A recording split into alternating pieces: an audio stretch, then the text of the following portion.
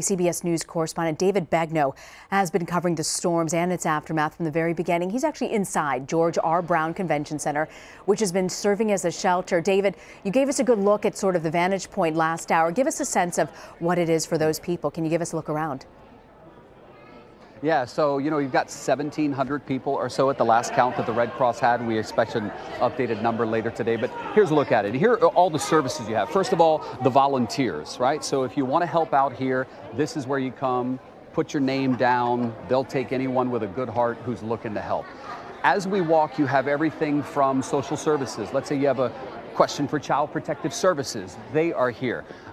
They have the nuns of Mother Teresa's order who are here at the table if you want a prayer, Catholic services. You have immigrant protection for women and girls who are here. And then we noticed the people who just stopped in the middle of the room and started singing. And I have to tell you, when you hear people break out in song in a shelter, you kind of gravitate to it because you want to know who they are. Some of these are volunteers, but they're also people who have wonderful voicing and came here to sing. I'll let you listen for a minute.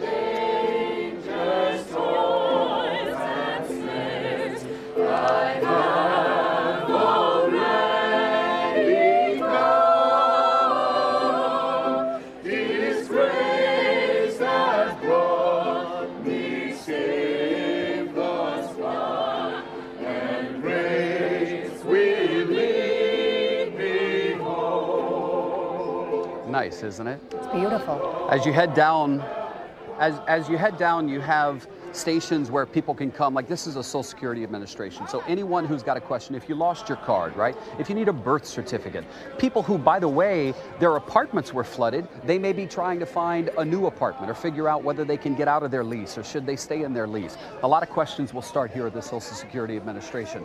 Rena, so many donations have come in from people who want to help. And a lot of times it can get to be too much, believe it or not. Sometimes they'll say they're overwhelmed. Here what they have is an area where you can drop off stuff, but you can also pick up all sizes, male, female, kids.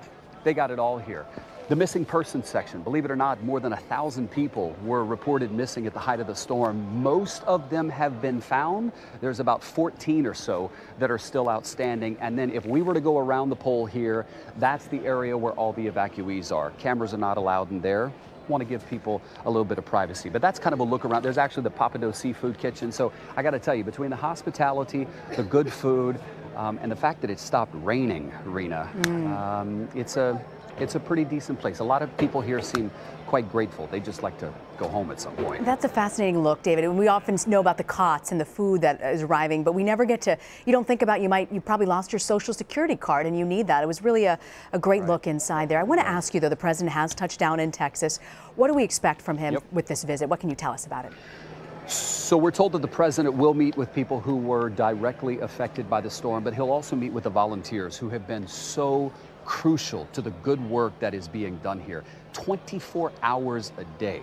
Just because the sun set, the rescues continued from the Coast Guard, from civilian Samaritans. So the president will get a taste of both. He'll also get an update as to how things are going here. By the way, the curfew is still in place here in Houston. Between 12 and 5 a.m., nobody is allowed to be on the street unless you are with emergency personnel or unless you're a civilian rescuer and you can prove to them that you are out. For the most part, Rena, this has gone from a rescue operation to a recovery operation. The mayor of Houston has said that. So the president will do that today. We're not sure where that is going to happen. By the way, this is the president's second visit to Texas. He was here on Tuesday. He went to South Texas in the Rockport area. But the president didn't meet directly with people who were affected, and he was criticized severely for not doing that, not showing compassion or empathy with people who were at the scene, who had been affected. But the White House said, wait a minute, the president didn't want to get in the way of rescuers. Today, he will be here meeting with some of those people. When he leaves Houston, he's going to go to Lake Charles, Louisiana, where they also had some pretty serious flooding. He'll meet with officials there, and then he'll head on back to Washington. That role, consoler-in-chief, so important, especially to those victims there of Harvey. David Begnaud, thank you for that inside look inside the convention center and a sense of what else is happening for these evacuees. Thank you, David. You bet.